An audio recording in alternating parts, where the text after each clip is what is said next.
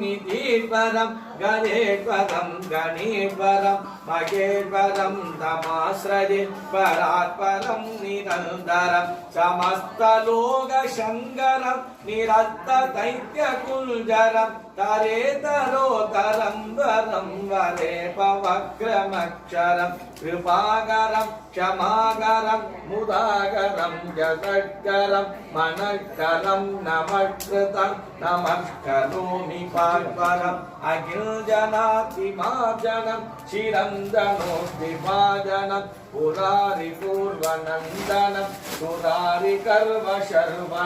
प्रपञ्चयादिपीडनं धनञ्जयादिभूषणं कपोलतानवारणं वदे पुराणवारणं नितान्तकान्तितन्तकान्तमन्तकान्तकात्मजम्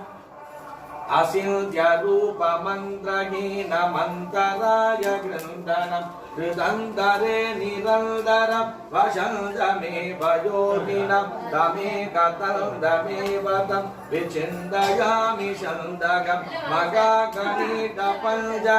क्रमाकरेण योन्वगं प्रजल्परिप्रपादके कृति परं गणेश्वरम् अरोगदामदोषदं सुशायितिं सुपुत्रतां समासुतायुरष्टभूतिमभ्युपैति शोचिला जय गणेश पाहि मां जय गणेश पाहि मां श्री गणेश क्षमा श्री गणेश क्षमा।